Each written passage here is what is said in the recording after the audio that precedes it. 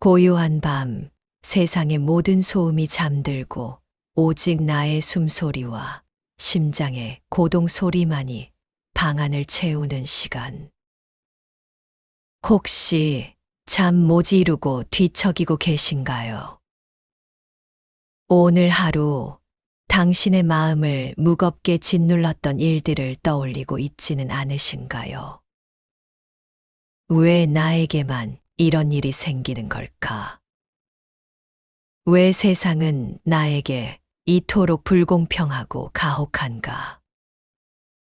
그런 억울함과 답답함에 가슴을 치며 남몰래 눈물 짓고 있지는 않으신지요? 괜찮습니다. 그렇게 느끼는 것은 결코 당신의 잘못이 아닙니다.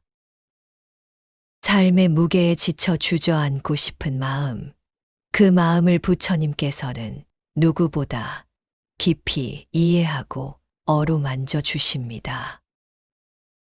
오늘 이 시간은 이유를 알 수 없는 고통과 반복되는 불행의 파도 속에서 길을 잃고 헤매는 당신의 마음의 작은 등불 하나 밝혀드리고 싶은 마음으로 준비했습니다.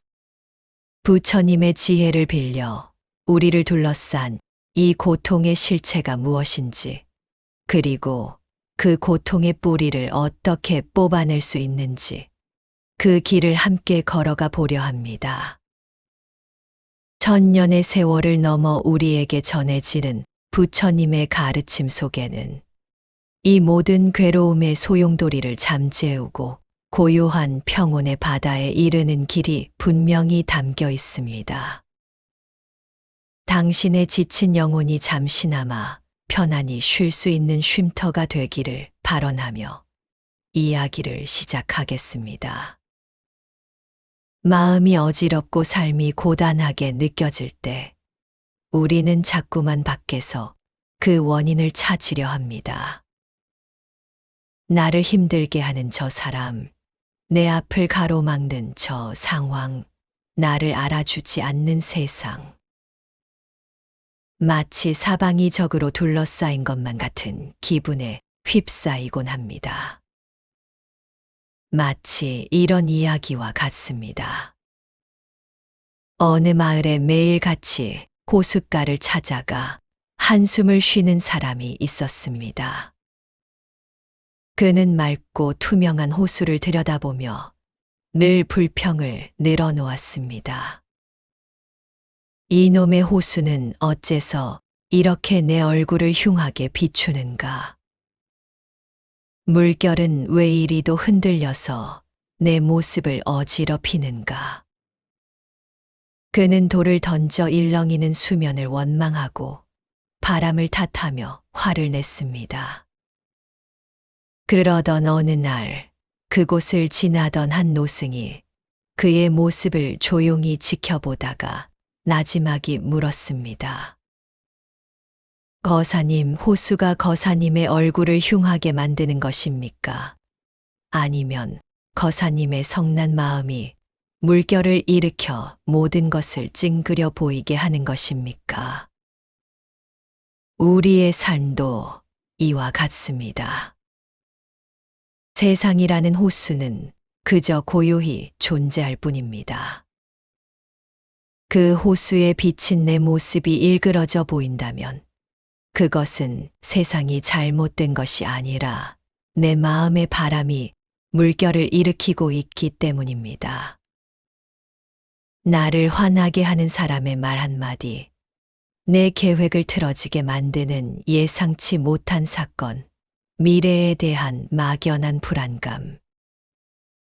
이것들은 모두 밖에서 불어오는 바람과 같습니다. 하지만 그 바람의 속수무책으로 흔들려 마음의 호수에 거친 파도를 일으키는 것은 결국 우리 자신입니다. 짜증과 예민함, 분노와 불안은 모두 내 안에서 일어나는 감정의 파동이지 바깥에서 나를 침범하는 실체가 아닙니다. 그렇다면 왜 우리의 마음은 이토록 작은 바람에도 쉽게 흔들리고 마는 것일까요? 왜 어떤 사람은 잔잔한 호수처럼 평온을 유지하는데 나의 마음은 폭풍우 치는 바다처럼 늘 소용돌이치는 것일까요?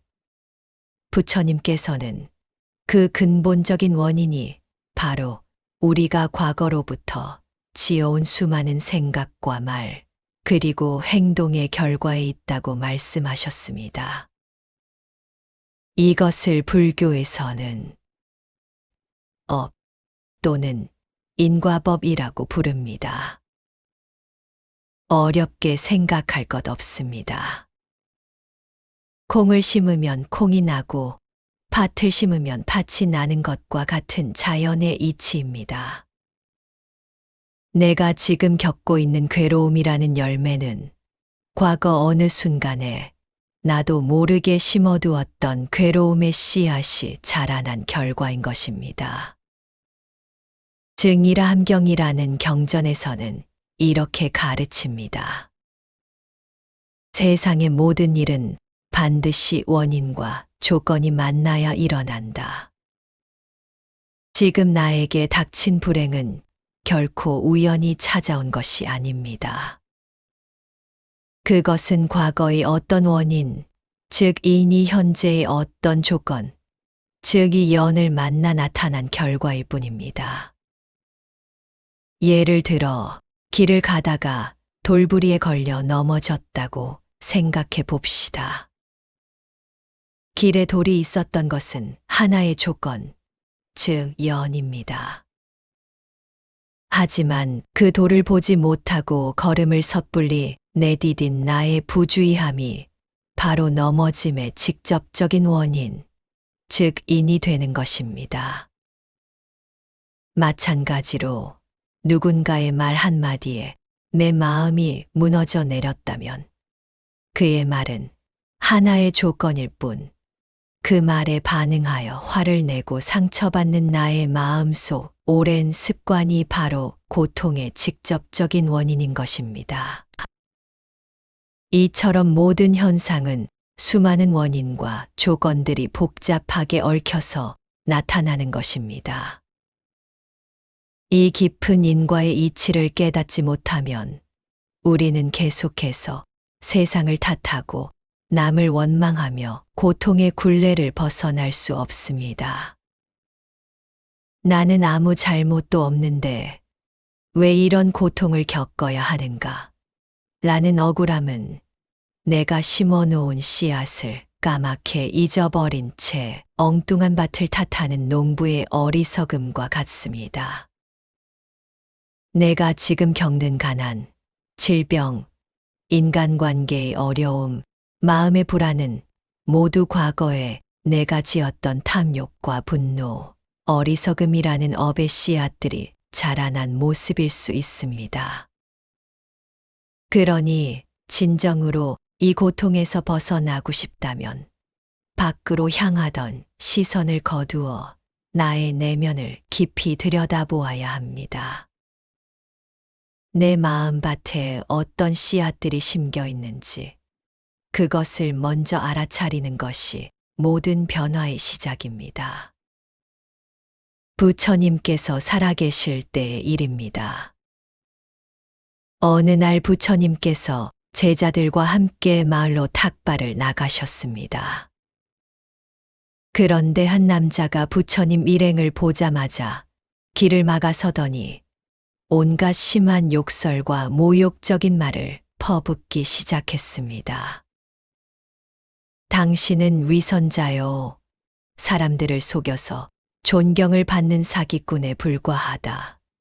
그는 얼굴을 붉히며 차마 입에 담지 못할 험한 말들을 쏟아냈습니다.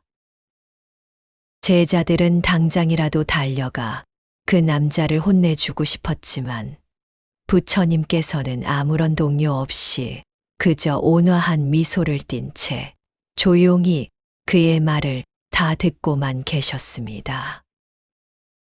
남자가 한참을 욕하다 지쳐서 헐떡이자 부처님께서 조용히 물으셨습니다. 여보시오, 만약 어떤 사람이 다른 사람에게 선물을 주려고 가지고 갔는데 그 사람이 받기를 거절한다면 그 선물은 결국 누구의 것이 되겠습니까? 갑작스러운 질문에 남자는 잠시 머뭇거리다가 대답했습니다. 그야 당연히 선물을 주려던 사람의 것이 되겠지요. 부처님께서는 고개를 끄덕이며 부드럽게 말씀하셨습니다. 바로 그렇습니다. 당신은 방금 나에게 수많은 욕설과 분노라는 선물을 주려고 했습니다. 하지만 나는 그 선물을 받지 않았습니다. 그렇다면 그 모든 욕설과 분노는 지금 누구의 것이겠습니까? 그 말을 들은 남자는 얼굴이 새하얗게 질려 고개를 떨구고는 자신의 어리석음을 깊이 뉘우치고 부처님께 참회했다고 합니다. 이 이야기는 우리에게 아주 중요한 가르침을 줍니다. 타인이 나에게 던지는 분노와 비난은 그들 자신의 것일 뿐, 내가 그것을 받아들이지 않으면 결코 내 것이 될 수 없다는 사실입니다. 누군가 나에게 독이 든 잔을 건넨다고 해서 그것을 받아 마실지 말지는 오롯이 나의 선택에 달려 있습니다. 마찬가지로 누군가 나에게 상처 주는 말을 던질 때 그 말을 내 마음에 담아 밤새도록 곱씹으며 스스로를 괴롭힐 것인지, 아니면 부처님처럼 나는 그 선물을 받지 않겠습니다 하고 조용히 돌려보낼 것인지, 그 선택권은 바로 나에게 있습니다. 우리는 외부의 자극에 자동적으로 반응하는 기계가 아닙니다.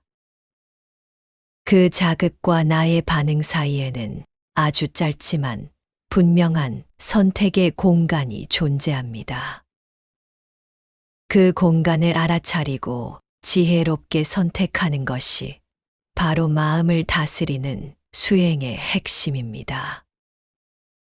우리가 겪는 많은 고통은 사실 이 인연의 법칙을 이해하지 못하는 데서 비롯됩니다. 인연이란 원인과 조건이 만나 결과를 만들어내는 이치를 말하는데, 특히 인간관계 속에서 더욱 복잡하고 미묘하게 작용합니다. 나를 힘들게 하는 저 사람, 나를 괴롭히는 저 원수 같은 존재가 어느 날 갑자기 하늘에서 뚝 떨어진 것이 아니라는 뜻입니다. 그와 나는 보이지 않는 깊은 인연의 끈으로 연결되어 있으며, 지금의 이 만남은 과거 어느 생에선가 내가 지었던 업의 결과를 풀어내는 과정일 수 있습니다. 마치 실타래가 엉킨 것처럼 과거에 내가 누군가에게 주었던 상처가 시간을 건너와 지금 나에게 고통으로 돌아온 것일지도 모릅니다. 옛날에 한 장인이 있었습니다. 그는 세상에서 가장 아름다운 비단을 짜는 솜씨를 가졌지만 성질이 매우 급하고 까다로웠습니다. 어느 날 그는 왕에게 진상할 귀한 비단을 짜고 있었습니다.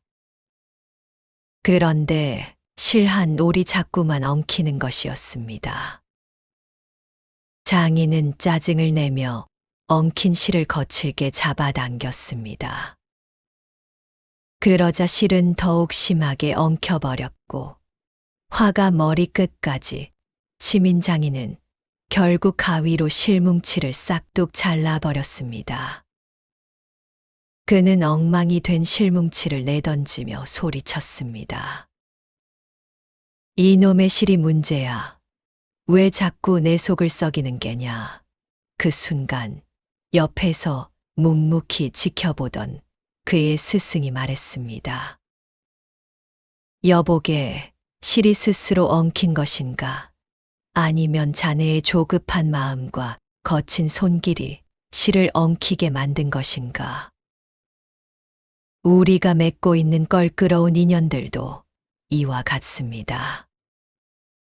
상대방이 문제라고 저 사람만 없으면 내 인생이 평화로울 것이라고 생각하지만 사실 그 엉킨 관계의 실타래를 만든 것은 과거의 나 자신일 수 있습니다.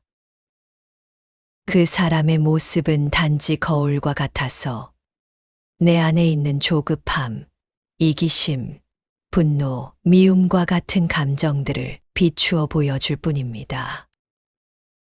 그러므로 진정으로 그 관계를 풀고 싶다면 상대방을 탓하고 원망하며 실타래를 잘라낼 것이 아니라 먼저 나 자신의 마음을 돌아보아야 합니다. 나의 어떤 말과 행동이 이 매듭을 더 단단하게 만들고 있는지, 나의 어떤 마음가짐이 이 관계를 힘들게 하고 있는지 그것을 먼저 살펴야 합니다. 그렇게 나를 힘들게 하는 인연을 원망의 대상이 아니라 나의 업을 닦고 마음을 성장시킬 수 있는 가장 소중한 수행의 기회로 바라볼 때 비로소 엉킨 실타래는 서서히 풀리기 시작할 것입니다. 그렇다면 이 지긋지긋한 고통의 뿌리, 수많은 생을 거듭하며 쌓아온 나의 좋지 않은 업을 어떻게 씻어낼 수 있을까요? 그 첫 번째 걸음은 바로 참회입니다. 참회란 과거의 잘못을 진심으로 뉘우치고 다시는 같은 잘못을 반복하지 않겠다고 다짐하는 것입니다.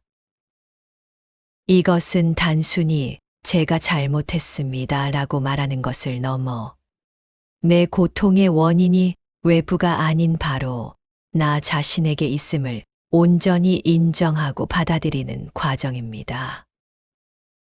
이것은 결코 자기 비하나 죄책감에 빠지는 것이 아닙니다. 오히려 어둠 속에서 마침내 출구를 발견한 것처럼 문제의 진짜 원인을 깨닫고 해결의 열쇠를 자기 손에 쥐는 능동적이고 희망적인 행위입니다. 참회는 마치 더러워진 그릇을 닦는 것과 같습니다. 아무리 좋은 음식을 담으려고 해도 그릇이 더러우면 음식을 버릴 수밖에 없습니다. 마찬가지로 우리 마음에 과거의 잘못으로 인한 원망, 미움, 후회와 같은 찌꺼기들이 가득하다면 아무리 좋은 가르침을 듣고 수행을 해도 그 공덕이 제대로 쌓일 수 없습니다. 그래서 불교에서는 어떤 수행을 하기에 앞서 먼저 참회를 통해 마음을 깨끗이 하는 것을 매우 중요하게 여깁니다. 참회하는 방법이 따로 정해져 있는 것은 아닙니다. 가장 중요한 것은 진실한 마음입니다. 조용한 곳에 편안히 앉아 눈을 감고 그동안 자신의 말과 행동, 생각으로 인해 상처받았을 모든 존재를 떠올려 봅니다. 내가 무심코 던진 말에 상처받은 가족, 나의 이기적인 행동 때문에 피해를 본 동료, 심지어는 내가 미워하고 원망했던 사람들까지도 말입니다. 그리고 그들 앞에서 진심으로 고개를 숙이는 마음을 내어봅니다. 제가 어리석어 당신을 아프게 했습니다. 저의 탐욕과 분노와 어리석음으로 지은 모든 잘못을 진심으로 뉘우칩니다. 저를 용서하십시오. 이렇게 마음속으로 되뇌거나 혹은 소리내어 말해도 좋습니다. 또 한 가지 좋은 방법은 절을 하며 참회하는 것입니다. 한 번 절을 할 때마다 나의 교만함을 내려놓고 또 한 번 절을 할 때마다 나의 어리석음을 뉘우치는 마음을 담아 절을 올리는 것입니다. 이렇게 진실한 마음으로 참회할 때 우리 마음 속에 단단하게 얼어붙어 있던 응어리들이 눈 녹듯 녹아내리고 그 자리에 따뜻한 자비와 평화가 싹트기 시작할 것입니다. 마음의 밭을 참회라는 쟁기로 깨끗하게 갈았다면 이제는 그곳에 좋은 씨앗을 심어야 합니다. 이것을 공덕을 쌓는다 또는 선행을 한다고 말합니다. 아무리 밭을 잘 갈아 놓아도 씨앗을 심지 않으면 아무것도 자라나지 않는 것처럼 참회만 하고 새로운 선한 업을 짓지 않으면 우리의 삶은 근본적으로 변하지 않습니다. 인과의 법칙은 엄정하여 선한 원인을 심으면 반드시 선한 결과가 돌아오고 악한 원인을 심으면 반드시 악한 결과가 돌아오기 때문입니다. 따라서 지금 겪고 있는 불행의 사슬을 끊고 싶다면 의식적으로 선하고 이로운 행동을 통해 행복의 씨앗을 부지런히 심어야 합니다. 공덕을 쌓는 일이란 결코 거창하고 어려운 일이 아닙니다. 큰 돈을 기부하거나 대단한 봉사활동을 해야만 공덕이 되는 것은 아닙니다. 부처님께서는 일상 속 아주 작은 실천의 중요성을 늘 강조하셨습니다. 예를 들어 길을 가는 노인의 무거운 짐을 들어주는 것, 슬퍼하는 이에게 따뜻한 위로의 말을 건네는 것, 칭찬에 인색하지 않고 다른 사람의 장점을 진심으로 기뻐해 주는 것. 심지어 작은 벌레 한 마리의 생명이라도 소중히 여기는 마음. 이 모든 것이 우리 마음밭에 심는 소중한 공덕의 씨앗입니다. 특히 중요한 것은 보시의 실천입니다. 보시란 남에게 조건 없이 베푸는 것을 말합니다. 재물을 나누는 재보시, 부처님의 가르침이나 좋은 지혜를 나누는 법보시, 다른 사람의 두려움과 걱정을 덜어주어 평온함을 주는 무외시가 있습니다. 내가 가진 것이 많고 적음은 중요하지 않습니다.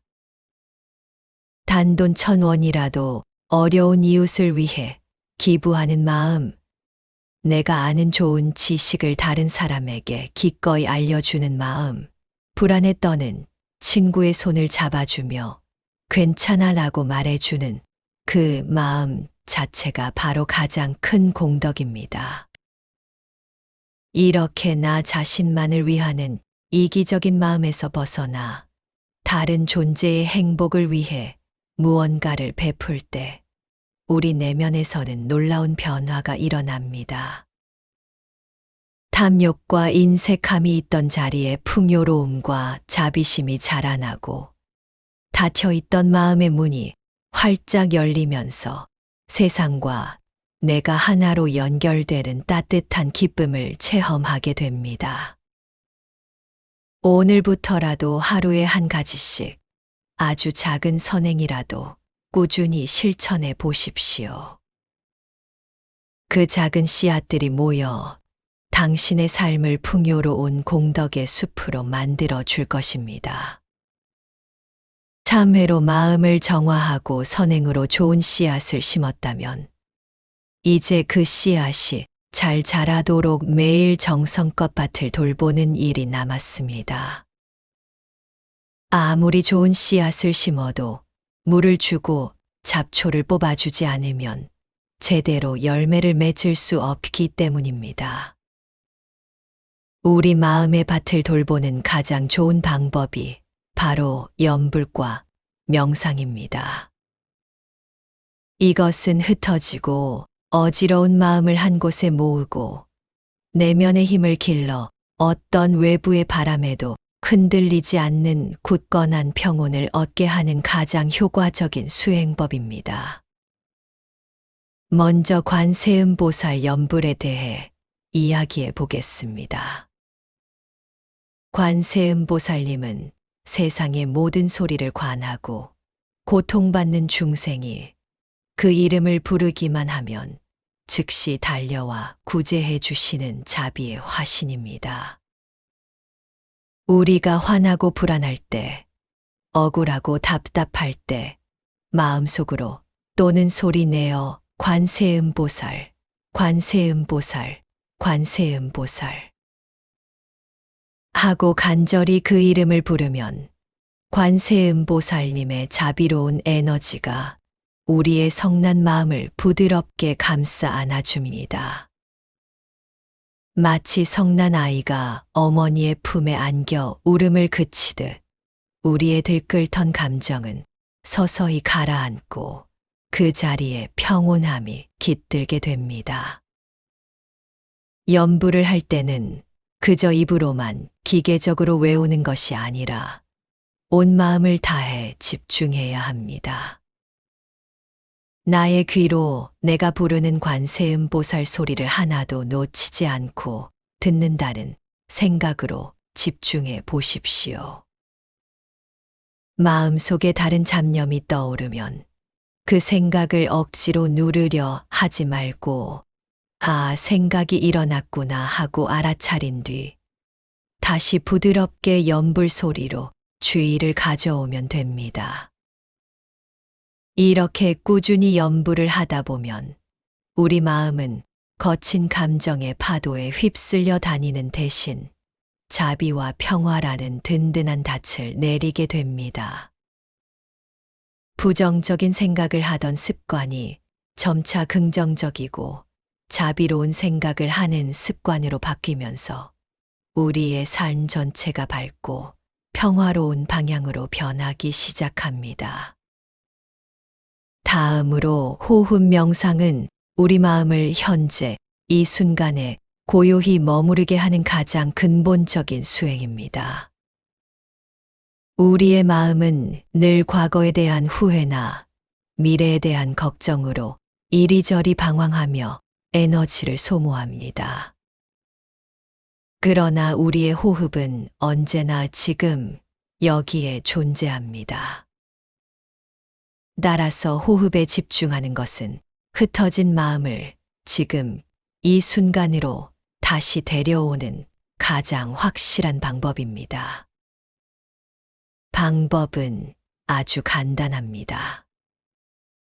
편안한 자세로 앉아 허리를 곧게 펴니다.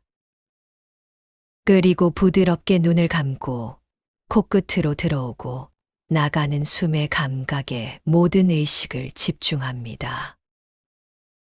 숨이 들어올 때는 들어온다고 알아차리고 숨이 나갈 때는 나간다고 알아차립니다. 숨을 억지로 길게 하거나 짧게 할 필요 없이 그저 자연스러운 호흡의 흐름을 조용히 지켜보기만 하면 됩니다. 물론 처음에는 수많은 생각들이 떠오르며 집중하기가 쉽지 않을 것입니다. 그럴 때마다 자책하지 마십시오. 생각은 떠오르는 것이 당연합니다. 중요한 것은 생각이 떠올랐다는 사실을 알아차리고 다시 부드럽게 코끝에 호흡으로 돌아오는 것입니다. 마치 길을 잃은 아이의 손을 잡고 다시 집으로 데려오듯 따뜻하고 친절한 마음으로 흩어진 의식을 몇 번이고 호흡으로 데려와야 합니다. 이렇게 매일 단 10분이라도 꾸준히 연습하면 우리의 마음은 점점 더 고요해지고 맑아집니다. 마음의 소란이 가라앉으면 우리는 비로소 문제의 본질을 명확하게 꿰뚫어 볼 수 있는 지혜를 얻게 되고 감정에 휩쓸리지 않고 차분하게 상황에 대처할 수 있는 내면의 힘을 기르게 됩니다.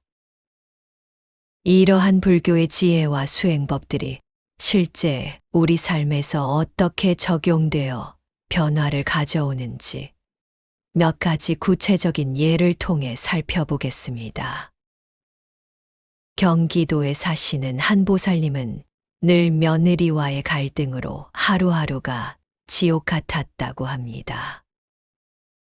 며느리의 말 한마디, 행동 하나가 사사건건 마음에 걸렸고 화가 치밀어 올라 밤잠을 설치는 날이 부지기수였습니다.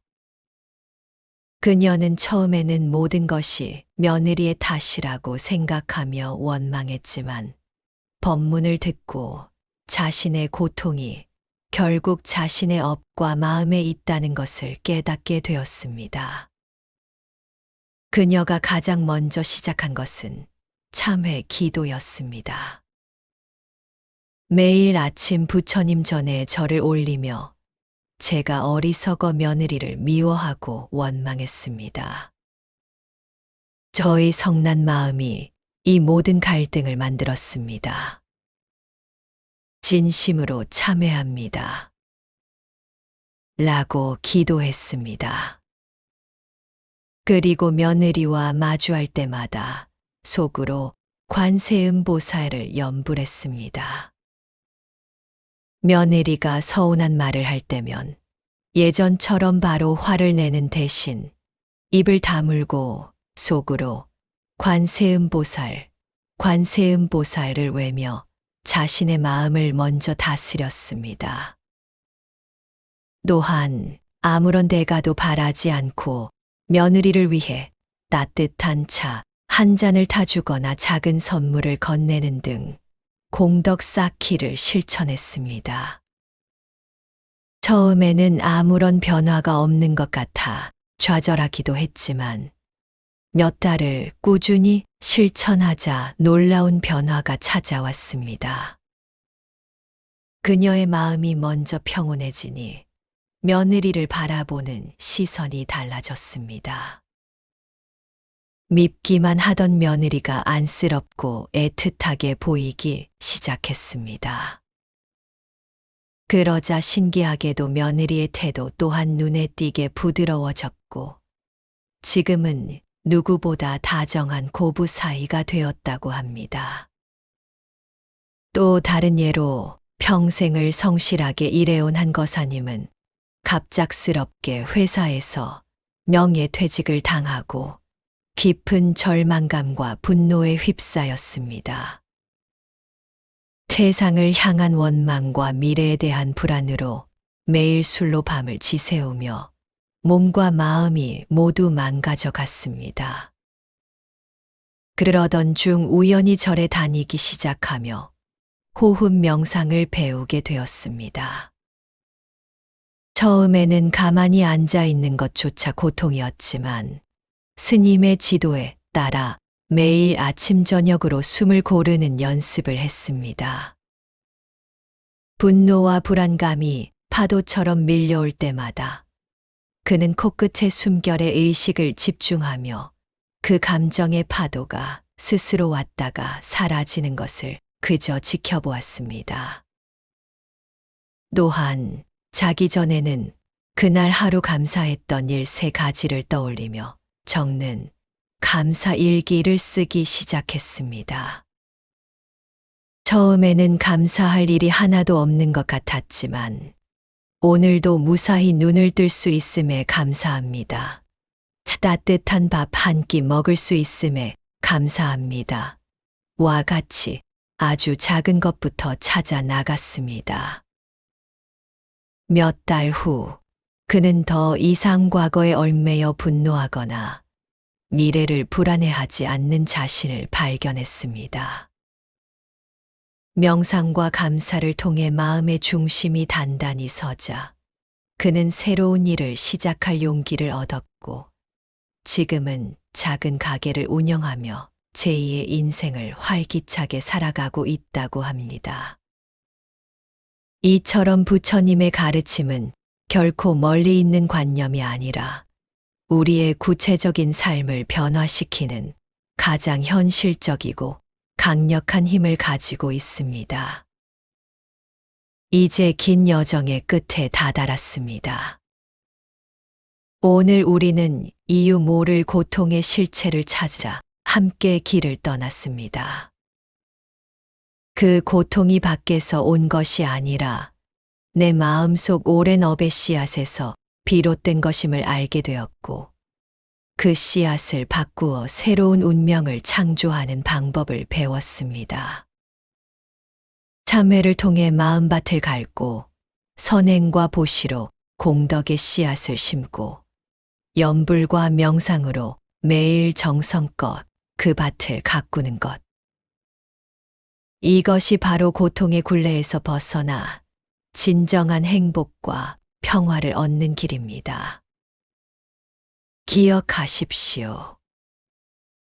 당신은 결코 나약하고 무력한 존재가 아닙니다.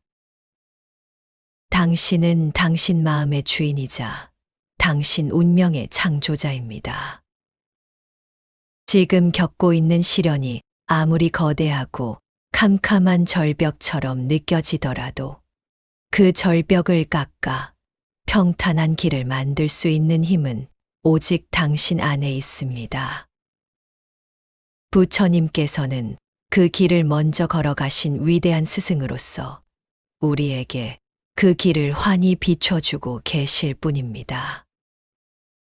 마치 거대한 산이 비가 오나 눈이 오나 바람이 부나 늘 그 자리에서 묵묵히 고요함을 잃지 않듯이 우리도 꾸준한 수행을 통해 어떤 삶의 풍파에도 흔들리지 않는 내면의 평온을 얻을 수 있습니다.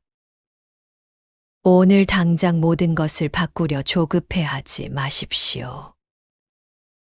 그저 오늘 하루 단 한 번이라도 진심으로 참회하는 마음을 내어보고 아주 작은 선행 하나를 실천해 보십시오. 화가 치밀어 오를 때 딱 3번만 관세음보살을 불러보거나 깊은 숨을 3번만 쉬어 보십시오. 그 작은 한 걸음이 모여 당신을 고통의 땅에서 평화의 땅으로 이끌어 줄 것입니다.